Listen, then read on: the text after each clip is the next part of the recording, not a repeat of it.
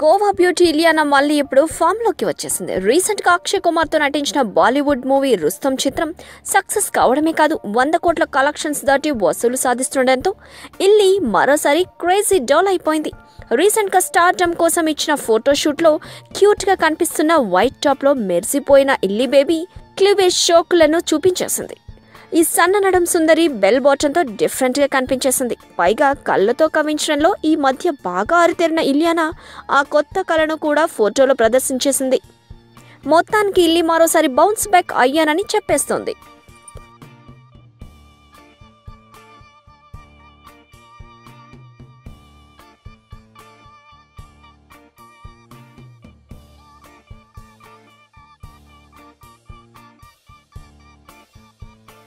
ఈ వీడియోపై మీ విలువైన కామెంట్స్ ని మాతో షేర్ చేసుకోండి.